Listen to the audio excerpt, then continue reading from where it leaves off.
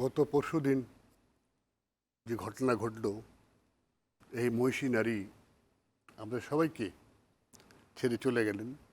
আল্লাহ থেকে বেহেশত নসিব করুক। শুধু আমি না, আপনারা দেখবেন বাংলাদেশের কোনো লোক যারা বিএনপিকে ভালোবাসে না বা বিএনপি করে না, বেগম জিয়াকে ভালোবাসে, তার একটাই প্রমাণ দিন গতকালকে জানাজা। এখানে তো সব তো বিএনপির না।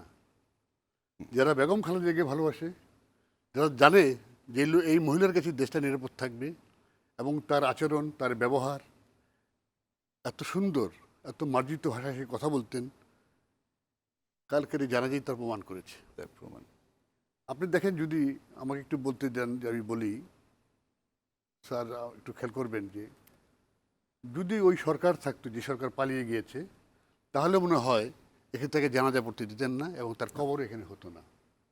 এটা আমার ব্যক্তিগত মতামত। কারণ আপনারা দেখেছেন যে শহীদ প্রেসিডেন্ট জিয়া রহমানের বেলি ব্রিজটা উঠে নিয়ে গেছিল এক সময়। এটা স্যারের হয়তো মনে থাকার কথা, বা আপনাদেরও মনে আছে। একটা কত ছোট মনের মানুষ হলে যে বেলি ব্রিজ দিয়ে মানুষ যাতায়াত করতো ওই জিয়া উদ্যানে, যারাকে তারা পরে চন্দিমা উদ্যান বানিয়েছিলেন, এবং সেখানে কিছু আলোকসজ্জা ছিল, সেগুলো একদম অন্ধকার হতো। সন্ধ্যা হতে যে লাইটগুলি জ্বলতো, সন্ধ্যার সময় বরং ভয় লাগতো, মানুষ যেতেই পারতো না। তো ওগুলিও তারা করেছে। ইভেন কি কবরটাকে কীভাবে সরানো যায়, হ্যাঁ, সেটা সেই চিন্তা কিন্তু তারা করেছেন। তো রাখে আল্লাহ মারে একটা কথা আছে, বুঝছেন না? তো কথা সেখানে হচ্ছে যে এই মহিলার ঋণ এই জাতি কোনদিন শোধ করতে পারবে না। এই মহিলা তার জীবন দিয়ে প্রমাণ করলেন সেই দেশটাকে কত ভালোবাসেন। আপনারা জেনে থাকবেন যে উনি এই পর্যন্ত, তার বিরোধী দল অনেক দল ছিল, কাউকেই সে ছোটো করে কথা বলেননি। একবার কিছু আলেম তার কাছে গিয়েছিলেন যে আপনি আমাদের এই ইসলামিক চিন্তাধারায়, যে আমি তো এটা না, আপনি ইসলাম নিয়ে চিন্তা করেন, বিনবিতে কোনো বাধা পাবেন না।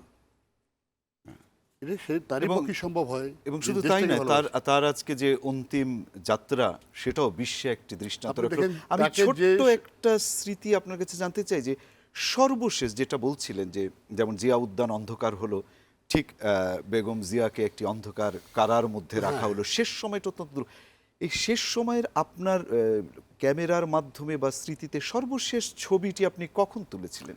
সর্বশেষ ছবিটা হচ্ছে উনি যখন লন্ডন থেকে আসলেন, আচ্ছা, এয়ারপোর্ট টু বাসা। ও আচ্ছা আচ্ছা, এই মানে যখন একদম সর্বশেষ লন্ডন থেকে আসলেন, ও তখন উনি খুব দুর্বল ছিলেন শরীর। ওনাকে ওনার ভাইয়ের ওয়াইফ ওনারা ধরে নামাচ্ছিলেন, হাত তুলে। তখন আমি তাকে সালাম দিলাম। উনি শুধু বললেন, নুরু কেমন আছো? আমি বললাম, ম্যাডাম আপনি ভালো থাকলে আমরা ভালো থাকতাম, আপনি তাড়াতাড়ি ভালো হয়ে যান। তো কালকের পরে আমার এই কথা আর কাউকেই বলতে পারবো না। কালকের পরে আর কোনো দুঃখ কষ্টের কথা বলার কেউ রইল না। বুঝতে পারছি, আপনি চোখের জল মুছুন।